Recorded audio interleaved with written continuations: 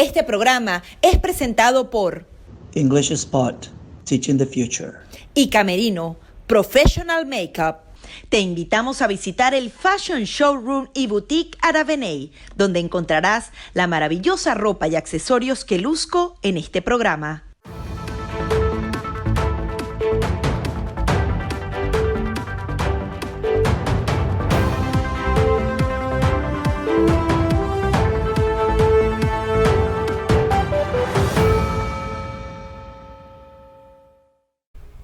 Bienvenidos una vez más a su programa Perspectivas. Les saluda Gaby Peroso. En esta ocasión tenemos un programa especial, precisamente desde la ciudad de Sao Paulo, en Brasil, porque vamos a conversar con uno de los asesores senior de Transparencia Internacional Brasil, Fabiano Angélico, quien además es un periodista especializado en transparencia y en combate a la corrupción. ¿Y por qué vamos a conversar con él? Porque siguen saliendo datos inéditos de la increíble corrupción que se dio en 9 países de América y en particular entre Venezuela y la empresa Odebrecht, que llevó a un desfalco a la nación increíble y que incluso provocó el antejuicio de mérito a Nicolás Maduro. Bienvenido a nuestro programa Perspectivas. Muchas gracias por la invitación. Sí, quería que nos comentara un poco de los nuevos datos que tienen hasta los momentos. Sabemos que Odebrecht ha reconocido que ha pagado más de 788 millones de dólares en sobornos en todo este sistema, no solamente incluyendo a Venezuela, pero cuando veíamos este antejuicio de mérito, por lo menos los datos que daba la fiscal Luisa Ortega Díaz, se hablaba de que el desfalco en Venezuela en particular era de 2.5 billones de dólares, es decir, más de 2.000 millones y medio de dólares que fueron pagados entre sobornos, anticipos y una cantidad de esquemas de corrupción solo en el tema venezolano. Coméntenos los datos más resaltantes de esta importante investigación. Bueno, nosotros sabemos un poco sobre lo que pasó en Latinoamérica, no solamente Latinoamérica, importante decir, en el diciembre de 2016, la empresa brasileña Odebrecht firmó un acuerdo con autoridades de Brasil, Suiza y Estados Unidos, reconociendo, como decías, un pago de ahí algunos cientos de millones de dólares, pero eso se pasó el diciembre de 2016, entonces ya tenemos ahí todo el año 2017, 2018, y bueno, y nuestra expectativa era de que las autoridades de todos los países de Latinoamérica involucrados en esto, y también 2 de África, que pudieran haber recogido estos datos iniciales ahí que teníamos en fines de 2016, y hubieran tenido, no sé, investigaciones y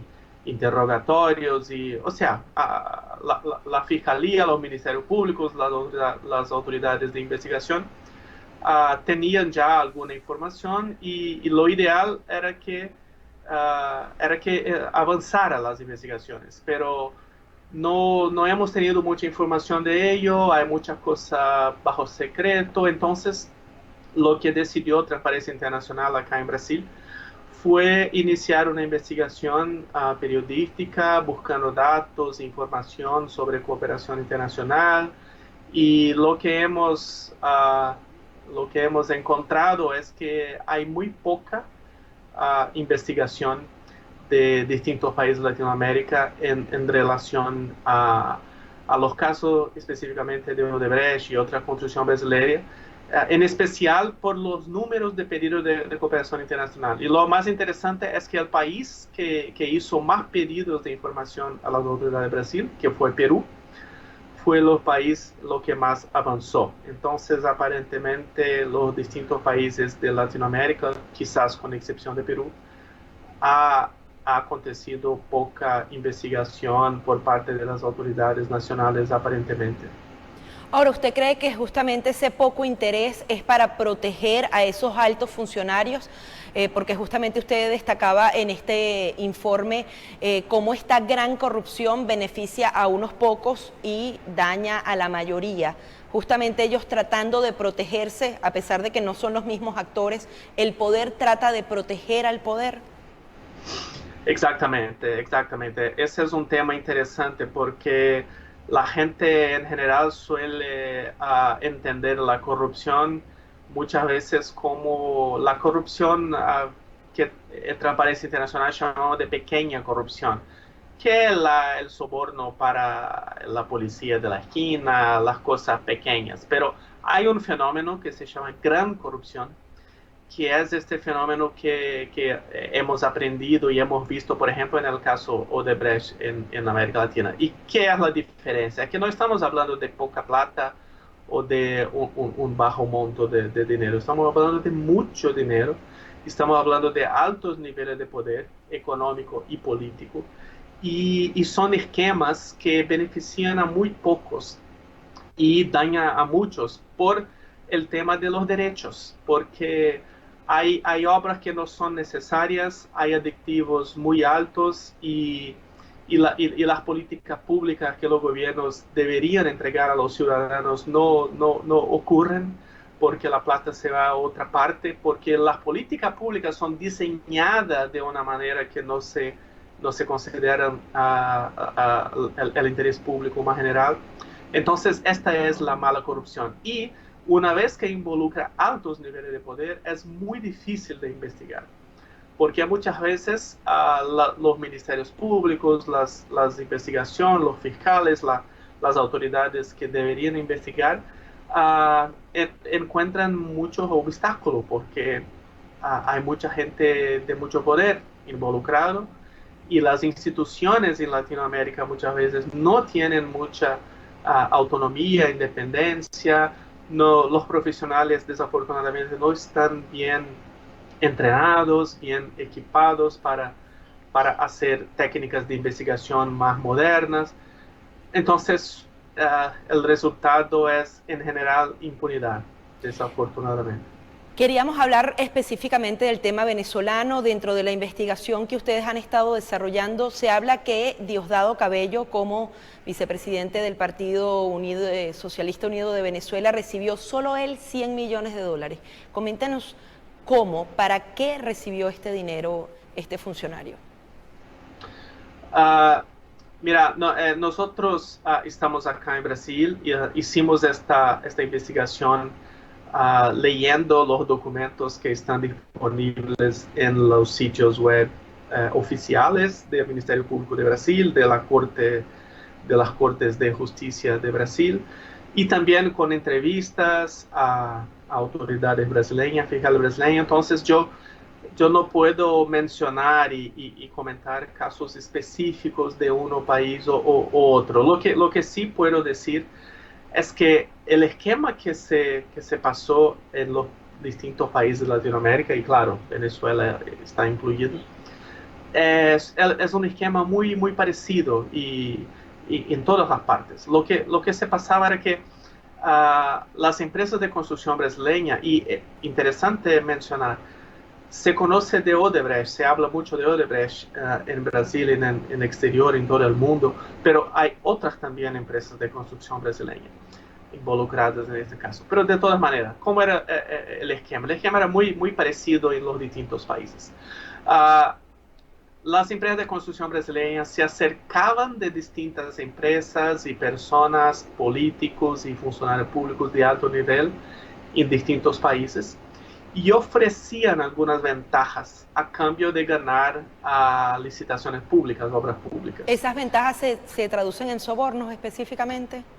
Sí, exactamente. Entonces eran sobornos pagos para altos liderazgos políticos, para altos funcionarios públicos, para ganar las licitaciones públicas.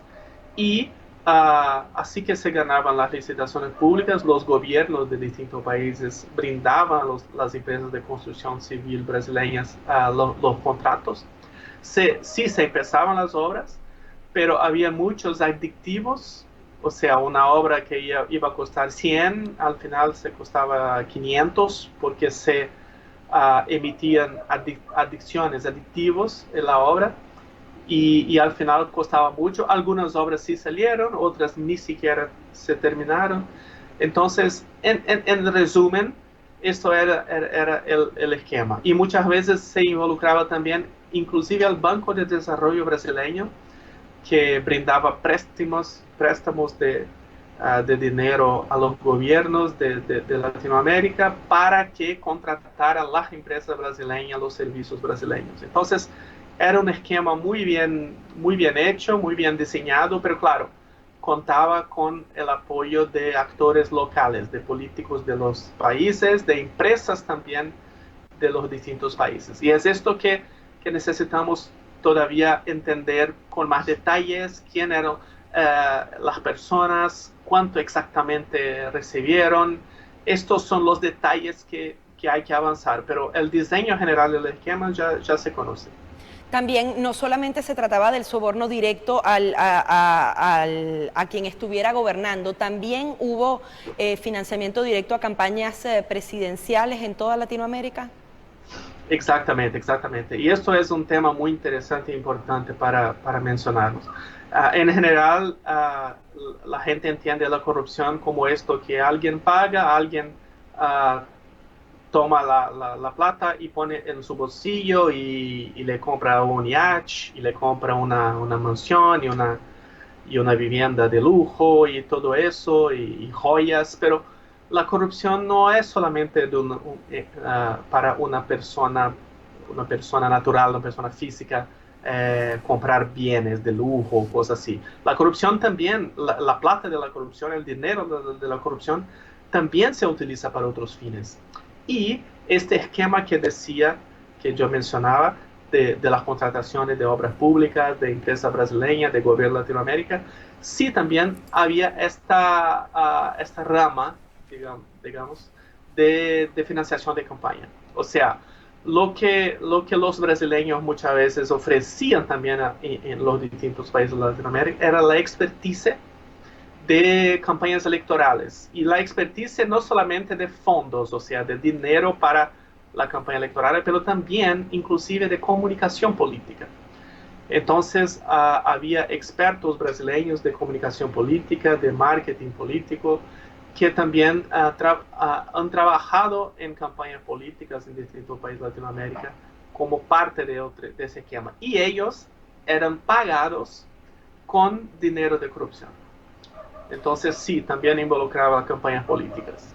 Sí, ahí vale la pena destacar que parte de lo que ha sido esta investigación se habla de que Nicolás Maduro para su campaña presidencial recibió 35 millones de dólares solamente para el tema de la campaña electoral. Sabemos que no se puede referir a un país en específico, pero un poco establecer comparaciones. En Venezuela en particular no solamente se trataba de los sobornos, porque si hacemos, por ejemplo, la comparación de los 788 millones de dólares que reconoce Odebrecht que pagó solamente en sobornos, y lo que Luis Ortega Díaz como fiscal general de Venezuela hacía, que hablaba más de un desfalco de 2.5 millones, una cifra mucho más elevada, es porque no solamente era el soborno, sino que la obra no se construía. Se daban anticipos hasta de 400 millones de dólares y la obra nunca comenzaba a ejecutarse. Coméntenos un poco cómo funcionó este esquema de corrupción. En la mayoría de las naciones, por lo menos, las obras eran ejecutadas. Bueno, yo no sabría contestar específicamente, pero creo que hay casos de dos tipos, de obras que no se concluían y obras que sí se concluían, pero muchas veces en alto costo, y muchas veces que eran obras que no eran así tan necesarias para el pueblo, sino necesarias para una empresa, para un sector económico específico. Era una demanda que no consideraba el interés público más general, sino un interés privado. Pero una cosa ahí importante que mencionas, y quería hablar específicamente de eso, es los distintos montos que se habla. Entonces, como mencionaba usted, de la ex fiscal general, que hablaba de otro monto mucho más alto. Entonces, yo creo que esto es el crucial en ese sentido. O sea, el acuerdo que Odebrecht hizo con los países que yo mencionaba en el inicio, del diciembre de 2016, y esto está público, toda la gente puede ver en la internet, está ahí. es una información que Odebrecht reconoció. O sea, una información, una narrativa que Odebrecht le dio. Pero no podemos garantizar que eso es el monto total. No podemos garantizar que esto es toda la historia. Puede ser que sí, pero puede ser que no. Puede ser que haya otras cosas que Odebrecht no, por su estrategia propia de defensa, no reconoció, pero sí lo hizo. O sea, ¿por qué esto es tan crucial en esta nuestra conversación? Es que los distintos países tienen que investigar, tienen que tomar la información que ya hay por ahí, que está públicamente disponible, como un punto de partido, un punto de inicio, no como un punto de llegada. Esto son informaciones para empezar las cosas, elementos iniciales.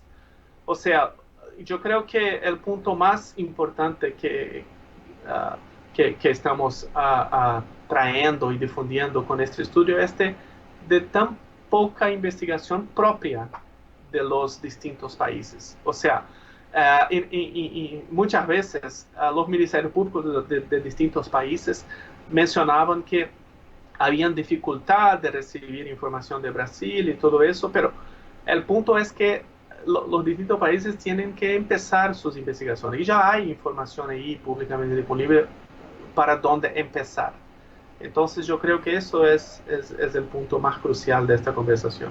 Definitivamente, la responsabilidad de cada uno de estos gobiernos en saber la verdad, en que haya transparencia y que la corrupción no siga minando a los países latinoamericanos. Sabemos que hay otros involucrados, pero bueno, en particular nos compete el tema latinoamericano y en particular Venezuela. Muchísimas gracias por su intervención aquí en el programa Perspectivas. Era Fabiano Angélico, quien es asesor senior de Transparencia Internacional Brasil y adicionalmente un periodista especializado en transparencia y combate a la corrupción.